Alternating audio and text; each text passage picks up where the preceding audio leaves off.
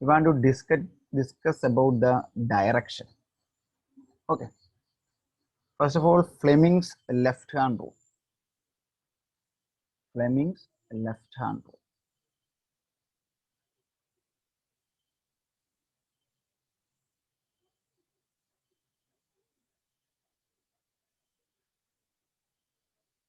ഞാനിതൊരു വളരെ എളുപ്പത്തിൽ പറയാം. FBI. SBI എന്ന് പറഞ്ഞാൽ SBI state bank of India എന്ന് പറയുന്ന പോലെ ഓർത്താൽ മതി. FBI എന്ന് പറഞ്ഞാൽ ഫെഡറൽ ബാങ്ക് ഓഫ് ഇന്ത്യ. അപ്പം നമ്മുടെ ഈ മൂന്ന് പേരിലുണ്ടല്ലോ, ഇത് തന്തം പേരിൽ, ഇത് എഫ് ഫെഡറൽ, ഇത് B bank, federal bank, this is I, federal bank of India. ഇനി പറയാം, F is a force developed or magnetic force due to the flow of current. B is the magnetic field, BB, magnetic field or magnetic field induction or magnetic flux density, I current. എങ്കിൽ ഇതിനെ മൂന്നിനെയും perpendicular ആയിട്ട് പിടിക്കുക.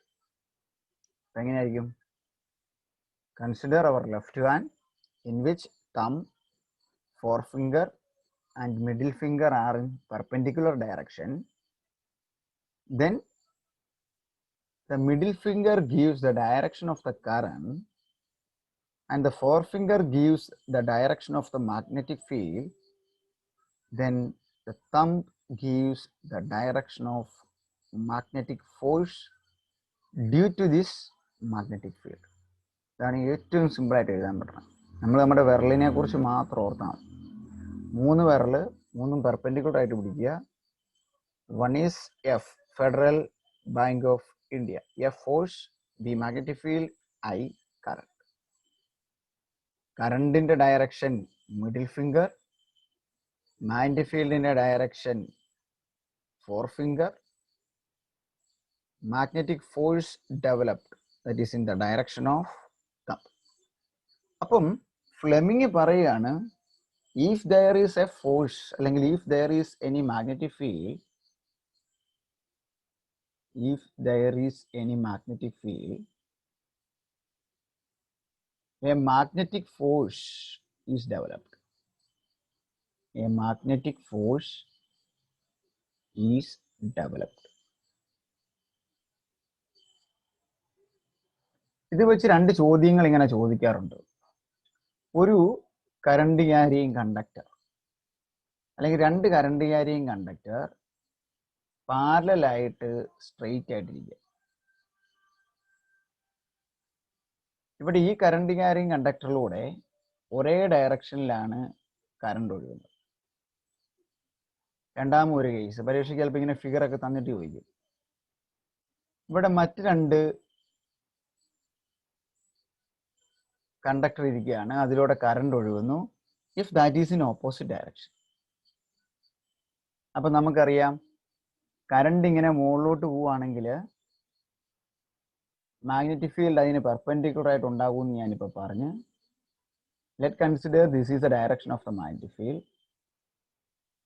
ഇതിന് perpendicular ആയിട്ട് നമ്മൾ വരച്ചിരിക്കുന്ന ബോർഡിന്റെ പ്ലെയിനിൽ magnetic field ഉണ്ടാവുകയാണെങ്കിൽ നമുക്കറിയാം ഐ ഇങ്ങനെയാണ്, ഐയുടെ ഡയറക്ഷൻ ഇങ്ങനെ പിടിക്കുക, ഐ ഇങ്ങോട്ടാണ്, ബി അങ്ങോട്ടാണ്. അപ്പോൾ എൻ്റെ നേരെ അല്ലെ ഈ ബോർഡ് തുളച്ചുകൊണ്ട് ഒരു ഫോഴ്സിന്റെ ഡയറക്ഷൻ അവിടെ ഉണ്ടാവും. സോ ഇങ്ങനെ ഒരു ഡയറക്ഷനിൽ അതിന് രണ്ടിനും പെർപെൻഡിക്കുലർ ആയിട്ട് ഒരു ഡയറക്ഷനിൽ ഒരു ഫോഴ്സ് ഉണ്ട്. ഇതാണ് ആര് പറഞ്ഞത്? ഫ്ലെമിങ്സ് പറഞ്ഞു. ഇനി പറയുന്ന ഇതാണ്, രണ്ട് പാരലൽ കണ്ടക്ടർ, അതിൻ്റെ ഫസ്റ്റ് വണ്ണിൽ ഒരു കറണ്ട് പോകുന്നു. There is a magnetic field is developed around it, and place the second parallel conductor within that field. Then these two conductors are attract to each other. അപ്പോൾ ഇത് രണ്ടും തമ്മിൽ ഒരു attraction ഉണ്ടാവും. ഇനി പറയാണ്, ഇവിടെ ഒരു കറണ്ട്, ഇപ്പൊ നമ്മൾ പറഞ്ഞ പോലെ ഒരു കറണ്ട് ഐ ഒഴുകുന്നു. അതിന് പെർപെൻഡിക്കുലർ ആയിട്ടൊരു മാഗ്നറ്റിക് ഫീൽഡ് ഉണ്ടാകുന്നു. അങ്ങനെയെങ്കിൽ ഫ്ലെമിങ്സിന്റെ ലെഫ്റ്റ് ഹാൻഡ് റൂൾ അനുസരിച്ച് നമ്മളുടെ സ്ക്രീന് പെർപെൻഡിക്കുലർ ആയിട്ട് into the plain of the screen or outward direction of the screen, there is a magnetic force is developed. But here, if the current is in the opposite direction, then these two conductors are repelled to each other. ഈ ഒരു കണ്ടീഷനിൽ ഈ രണ്ട് conductor ripple ചെയ്യും. ഇതുമായി ബന്ധപ്പെടുത്തി ഒത്തിരി ചോദ്യങ്ങൾ ചോദിക്കാറുണ്ട്. Two parallel conductors are placed in a magnetic field. If the current flowing is in the same direction, first option A, if there is any attraction or repulsion between these two conductors. ഒരേ ഡയറക്ഷനിലാണെങ്കിൽ charge പോലെയാണ്, sorry charge പോലെയല്ല, ചാർജാണ് നമ്മൾ ripple ചെയ്യും. ഒരേ ഡയറക്ഷനിലാണ് current പോകുന്നതെങ്കിൽ that will be attract. ഇങ്ങനെ രണ്ട് conductor ഇരിക്കുകയാണ്, രണ്ടും കറണ്ട് പോകുന്നുണ്ട്, മാഗ്നറ്റിക് ഫീൽഡ് ഉണ്ടാകുന്നതിന് താഴ്ത്തിരിക്കുന്നത്, ഇത് തമ്മിൽ ഇങ്ങനെ കൂട്ടിച്ചേരും, ഇങ്ങനെ ഒരു അട്രാക്ഷൻ വരും. അതുകൊണ്ടാണ് നമ്മൾ ഈ കറണ്ട് കമ്പിയൊക്കെ വലിക്കുമ്പോൾ ഒരു പർട്ടിക്കുലർ ഇടയിട്ടെല്ലാം വലിക്കുന്നത്. എല്ലാം അടുപ്പിച്ചടുപ്പിച്ച് വേണേൽ നമുക്ക് വലിക്കാമല്ലോ. ചിലപ്പോൾ നിങ്ങൾ കണ്ടിട്ടുണ്ടായിരുന്നു ഈ കമ്പികളുടെ ഇടയ്ക്ക് വഴി ഒരു അലുമിനിയം കമ്പി കൊണ്ട് ഇങ്ങനെ ഒരു കൃത്യ അകലം ഇങ്ങനെ ഫിക്സ് ആക്കി കൊടുത്തേക്കുന്നത്. അത് ഒരുപാട് പരിധി കൂടുതൽ ചാഞ്ഞ് കിടക്കുന്നിടത്ത് അടുത്ത് വരായിരിക്കും. എന്നുവെച്ചാൽ രണ്ട് ഫേസ് ലൈൻ ശരിക്കും പോസ്റ്ററിൽ ഇടുന്നുണ്ട്, രണ്ടിൻ്റെയും കറണ്ട് ഡയറക്ഷൻ സെയിം ആണ്. അപ്പോഴത്തേനും അത് തമ്മിൽ അട്രാക്ട് ചെയ്ത് കൂട്ടിപ്പിടിച്ചാൽ അവിടെ തീ ഉണ്ടാകും, ഒരു പൊട്ടിത്തെറി വരെ ഉണ്ടാകും, തൊട്ട് മുമ്പുള്ള transformer കത്തിപ്പോകും. So these overall applications are related to the magnetic force. That is related to the magnetic force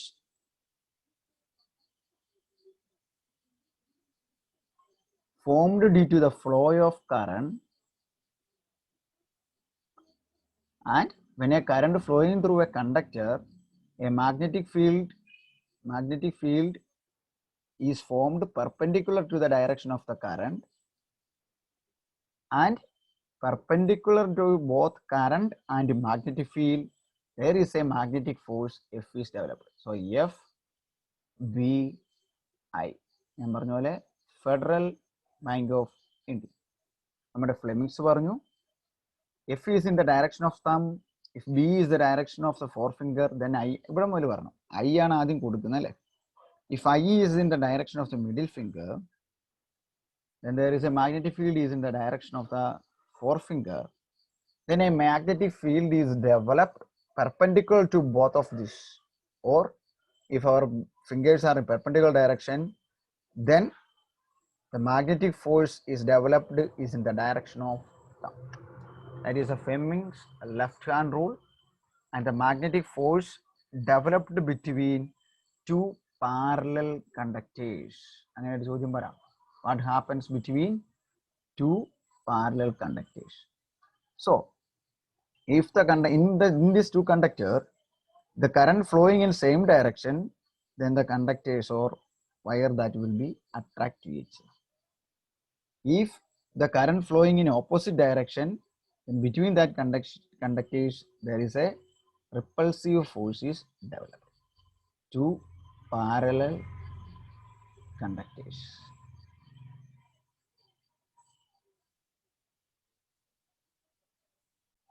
എല്ലാ വർഷവും ചോദിക്കുന്ന ഒരു ചോദ്യം, മൂന്നെണ്ണം വരും. ഒന്ന്, ഇങ്ങനെ രണ്ട് കണ്ടക്ടർ ഘടിപ്പിച്ച് കഴിയുമ്പോൾ അല്ലെങ്കിൽ പാരലായിട്ട് കറണ്ട് പോകുന്നുണ്ട്, സെയിം ഡയറക്ഷൻ ആണെങ്കിൽ അട്രാക്റ്റീവ് റിപ്പൾസീവ്. ഡയറക്ഷൻ തന്നിട്ട് that will be attract or repulsion, അങ്ങനെ ഒരു ചോദ്യം ചോദിക്കും. അവിടെ അങ്ങനെ ഉണ്ടാകുന്ന അട്രാക്ഷൻ ആണെങ്കിലും റിപ്പൾഷൻ ആണെങ്കിലും what is A net force, എഫിൻ്റെ ഇക്വേഷൻ പ്രൂവ് ചെയ്യാൻ പറ്റും. ഇതിനൊരു മാർക്ക് കാണും, ഇതിനൊരു 2 മാർക്ക് കാണും. അതുമായി ബന്ധപ്പെട്ട് മൂന്നാമതൊരു ചോദ്യം പറയും, ഡിഫൈൻ 1 ആംപിയർ. 1 ആംപിയർ കറണ്ടിനെ ഈ മാഗ്നറ്റിക് ഫോഴ്സ് അല്ലെങ്കിൽ ഈ രണ്ട് കണ്ടക്ടറിലൂടെ കറണ്ട് കടന്നു പോകുന്നതിനെ ആസ്പദമാക്കി you want to define 1 ampere or the definition of 1 ampere. ഇത്രയും കാര്യം ഡിസ്കസ് ചെയ്യുമ്പം force, field, I, Fleming's left hand rule, force between 2 parallel conductors and definition of 1 ampere, അത്രയും ഭാഗം നമുക്ക് ഇപ്പൊ തന്നെ ക്ലോസ് ചെയ്യാൻ പറ്റും. So ഇപ്പൊ നമ്മൾ പറഞ്ഞതുപോലെ രണ്ട് കണ്ടക്ടർ ഉണ്ട്. ഒരു കണ്ടക്ടറിലൂടെ കറണ്ട് കടന്നു പോവുകയാണെങ്കിൽ അതിന് ചുറ്റും ഒരു മാഗ്നറ്റിക് ഫീൽഡ് ഉണ്ടാകും. ആ മാഗ്നറ്റിക് ഫീൽഡ് മൂലം അതിനിടയ്ക്ക് ഒരു ഫോഴ്സ് ഉണ്ടായാൽ ആ എഫിന്റെ വാല്യൂ എത്രയാന്ന് ഡിറൈവ് ചെയ്യണം. Let consider two conductors. Sorry. Let's consider two conductors. Let I1 is the current passing through the first conductor, and I2 is the current passing through the second conductor. Let small d is the distance of separation. Distance of separation between these two current carrying conductors. വേണം ഒരു പേര് കൊടുത്ത് let it is P, it is Q. ഇനി കഴിഞ്ഞ ദിവസം നമ്മൾ പഠിച്ചിരുന്നു ഒരു പാരലൽ കണ്ടക്ടറിലെ മാഗ്നറ്റിക് ഫീൽഡിന്റെ വാല്യൂ.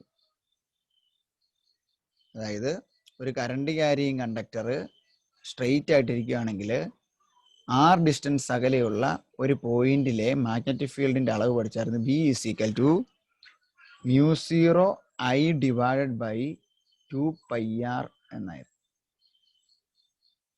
സോ ഇവിടെ ഫസ്റ്റ് കണ്ടക്ടർ കൺസിഡർ ചെയ്തു. Consider first conductor.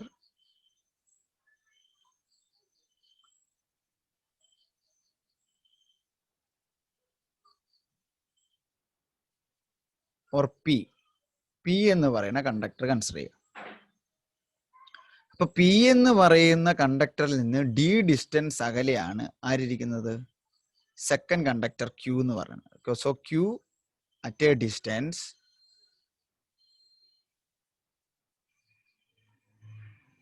D from P. പിയിൽ നിന്ന് സ്മോൾ ഡി ഡിസ്റ്റൻസിൽ ക്യൂ എന്ന് പറയുന്ന കണ്ടക്ടർ. ഇനി പി എന്ന് പറയുന്ന കണ്ടക്ടർ മൂലം പ്രൊഡ്യൂസ് ചെയ്യുന്ന, പി എന്ന് പറയുന്ന കണ്ടക്ടറിലൂടെ I1 എന്ന് പറയുന്ന കറണ്ട് ഒഴുകുകയാണെങ്കിൽ ഡി എന്ന് പറയുന്ന ഡിസ്റ്റൻസിൽ അത് പ്രൊഡ്യൂസ് ചെയ്യുന്ന മാഗ്നറ്റിക് ഫീൽഡ് ആണ് ബി ഇസ് ഈക്വൽ ടു μ0 അതിലൂടെ ഒഴുകുന്ന current I1 divided by 2πd. That is equation number 1. ഇനി നമുക്കറിയാം ഒരു കണ്ടക്ടറിലൂടെ ഒരു കറണ്ട് ഒഴുകുവാണെങ്കിൽ അതുമൂലം ഒരു ലോറൻസ് ഫോഴ്സ് ഉണ്ടാകും എന്ന് പറഞ്ഞു. ഒരു മാഗ്നറ്റിക് ഫീൽഡ് മാത്രമേ ഉള്ളെങ്കിൽ അതിന്റെ ഇക്വേഷൻ ഇതായിരുന്നു, F is equal to q into v cross B. That is equal to q v B sine theta. ഇവിടെ വി എന്ന് പറയുന്നത് ഇങ്ങോട്ടാണ്. മാഗ്നറ്റിക് ഫീൽഡ് ഉണ്ടാകുന്നത് ഈ ഡയറക്ഷനിലാണ്, പെർപെൻഡിക്കുലർ ആയിട്ടാണ്. ഇങ്ങോട്ടാണ് ബി ഉണ്ടാകുന്നത്. സോ ബി ഇങ്ങോട്ടാണ്, വെലോസിറ്റി മുകളിലോട്ടാണ്. അപ്പൊ തീറ്റ എത്രയായിരിക്കും? തീറ്റ 90 ആയിരിക്കും, സൈൻ 90 1 ആയിരിക്കും. അപ്പൊ നെറ്റ് ഫോഴ്സിന്റെ equation F is equal to q v B ആയിരിക്കും. F equal to q v B ആയിരിക്കും. നമുക്ക് എന്ത് ചെയ്യണം? ക്യൂ വി ബി എന്ന് പറഞ്ഞിട്ട് കാര്യമില്ല, ഇവിടെ കറണ്ടിന്റെ ടേമിലേക്ക് അതിനെ മാറ്റണം. അതായത് കണ്ടക്ടറിലോട് ഒഴുകുന്ന കറണ്ടിന്റെ കാര്യം നമുക്ക് അറിയത്തുള്ളൂ. So we want to convert it is in term of current.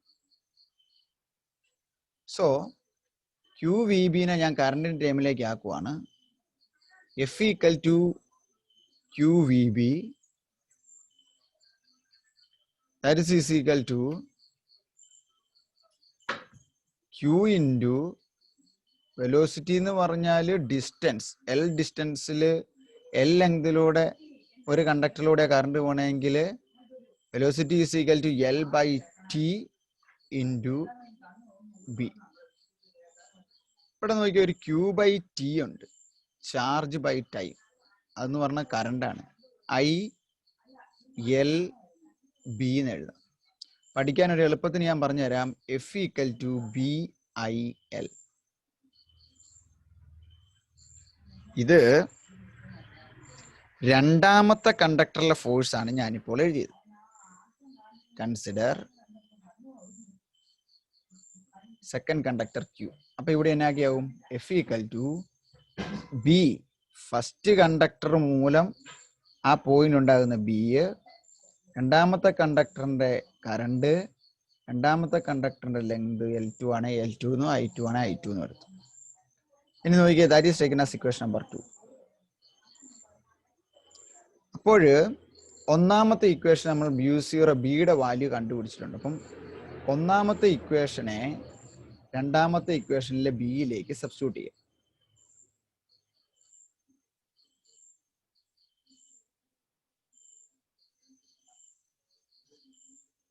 അപ്പൊ നമുക്ക് ഇങ്ങനെ കിട്ടും, F is equal to mu I1 by 2πd into B I2 L2.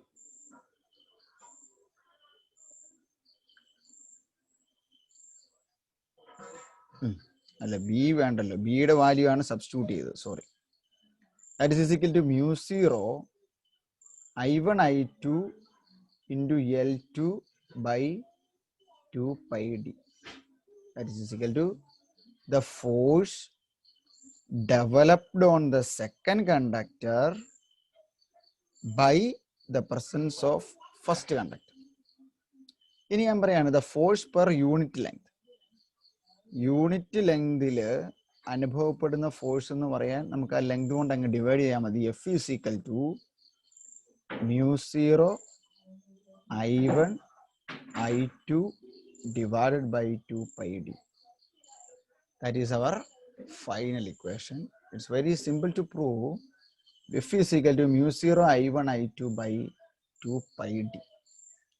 Where µ0 permeability, I1 first conductor current, I2 second conductor current, D is the separation. But നമ്മൾ ഒരെണ്ണത്തിന്റെ B നമ്മൾ കണ്ട µ0 I by 2πd. അതുപോലെ F ആകുമ്പോൾ ഓർക്കണം µ0 രണ്ട് കണ്ടക്ടറിന്റെ കറണ്ടിനെ മാത്രം കൊണ്ട് ഗുണിച്ചാൽ മതി. ഇവിടെ ഇങ്ങനെ ചോദിക്കും, എല് ഡിപ്പെൻഡന്റ് ആണോ? അല്ല. യൂണിറ്റ് ലെങ്തിലാണെങ്കിൽ കേട്ടോ എല് ഡിപ്പെൻഡന്റ് അല്ല. അല്ലെങ്കിൽ ഇവിടെ എന്നാ ചെയ്യണം, രണ്ടാമത്തെ കണ്ടക്ടറിന്റെ L2 മാത്രം കൊടുത്താൽ മതി. ഓക്കെ, ആദ്യത്തെ കറണ്ടിന്റെ എല് ഡിപ്പെൻഡന്റ് അല്ല. ആദ്യത്തെ കണ്ടക്ടറിന്റെ ഒഴുകുന്ന കറണ്ടിന്റെ അളവും അതിൽ നിന്നുള്ള ഡിസ്റ്റൻസും ആണ് ഡിപ്പെൻഡ്. അപ്പൊ നോക്കി, ഡിസ്റ്റൻസ് കൂടിയ ഫോഴ്സ് കുറഞ്ഞു വെക്കോളൂ. അതുകൊണ്ടാണ് ഞാൻ ഈ പറഞ്ഞ കണ്ടക്ടർ ഒരു പർട്ടിക്കുലർ ഡിസ്റ്റൻസിലൊക്കെ വെക്കണം എന്ന് പറയാൻ കാരണം. So the force developed on the second conductor, ഇവിടെ ഇപ്പൊ നമ്മൾ എഴുതിയത് force developed on the second conductor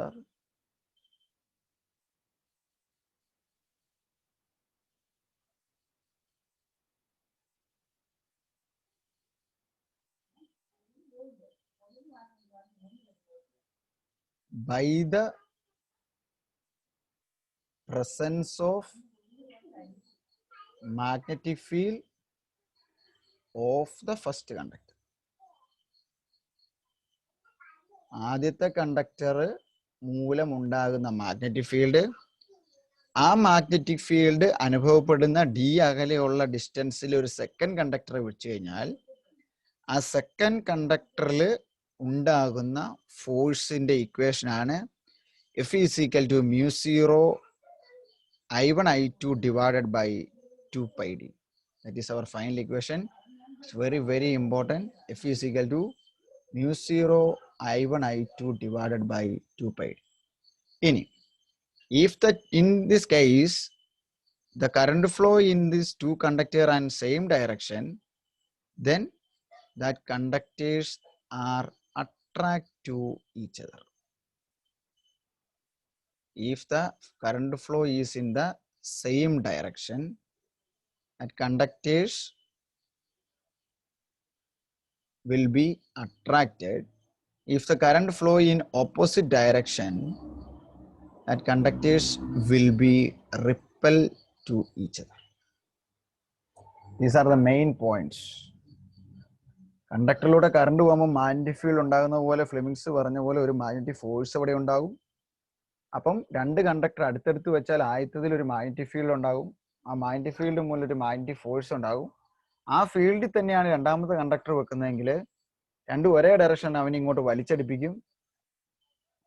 വ്യത്യസ്ത ഡയറക്ഷൻ അല്ലെങ്കിൽ അവനെ അങ്ങ് തള്ളി മാറ്റാൻ ശ്രമിക്കും. അപ്പോൾ അവിടെ ഉണ്ടാകുന്ന ആ അട്രാക്ഷനിലെ റിപ്പൾസീവ് ഫോഴ്സിന്റെ വാല്യൂ ആണ് μ0 I1 I2 divided by 2π into D. D എന്ന് പറഞ്ഞ സെപ്പറേഷൻ. μ0 ഇൻറ്റു ആദ്യത്തതിലെ കറണ്ട് ഇൻറ്റു രണ്ടാമതിലെ current into 2π into distance of separation.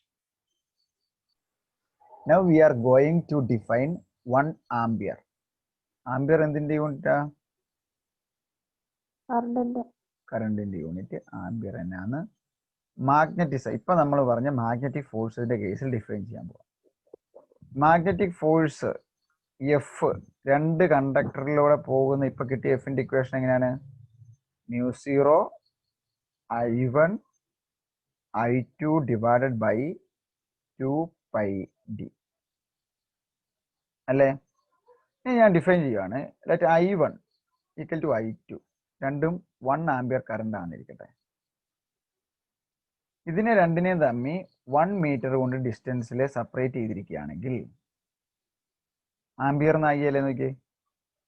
F is equal to μ0 into 1 ampere into 1 ampere divide by 2π. ഡിയും 1 മീറ്റർ ആയിപ്പോയി. സോ അത് എത്രയായി? μ0യുടെ വാല്യൂ എത്രയാ? 4π into 10⁻⁻7 divided by 2π.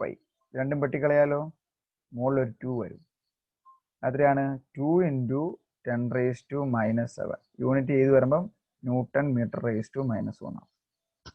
So 1 ampere is defined as the force experienced between two conductors, parallel conductors, in which unit current flowing through this 2 with a distance of separation 1 meter, then the force is equal to 2 into 10⁻⁻7 Newton meter raised to -1 is defined as 1 ampere. മനസ്സിലായി? അതിനകത്ത് എടുത്തത് എങ്ങനെയാന്ന്? എഫിന്റെ equation എഴുതുന്നു. F equal to μ0 I1 I2 divide by 2π d. അപ്പൊ നമുക്ക് I1 I2 എന്നുള്ള ഇക്വേഷനിൽ പോകാൻ വേണ്ടി അതിനെല്ലാം യൂണിറ്റ് വേണ്ടി അല്ലെ 1 കൊടുത്തു, ഇത് 1 കൊടുത്തു, ഇത് 1 കൊടുത്തു, ഇത് 1 കൊടുത്തു. അപ്പൊ എത്രയേ ഉള്ളൂ? μ0 ബൈ 2π. μ0യുടെ വാല്യൂ 4π ഇൻറ്റു 10⁻⁻7 ആണ്. അപ്പൊ 2πയും 4πയും വെട്ടിപ്പോയി, അവിടെ ഒരു 2 ഉള്ളൂ. അപ്പൊ 2 ഇൻറ്റു 10⁻⁻7 അത്രയും ഫോഴ്സിനെയാണ് 1 ആംപിയർ എന്ന് പറയുന്നത്. So 2 into 10⁻⁻7 newton metre raise to -1, അതായത് 1 മീറ്റർ ഉള്ള force. That much of force between two parallel current carrying conductors with the unit current flowing through this 2 with a distance of separation 1 meter. രണ്ട് parallel conductor ഓരോ കണ്ടക്ടറിലൂടെയും 1 ampere current വീതം ഒഴുകുകയും അത് തമ്മിലുള്ള distance 1 metre ആകുകയും ചെയ്താൽ ആ രണ്ട് പാരലൽ കണ്ടക്ടറിന് ഇടയ്ക്ക് ഉണ്ടാകുന്ന ഫോഴ്സിന്റെ value 2 into 10⁻⁻7 newton metre raise to -1. അങ്ങനെ ഡെവലപ്പ് ചെയ്യുന്ന ഫോഴ്സിനെയാണ് നമ്മൾ 1 ആംപിയർ എന്നുകൊണ്ട് ഡിഫൈൻ ചെയ്യുന്നത്. ഓക്കെ.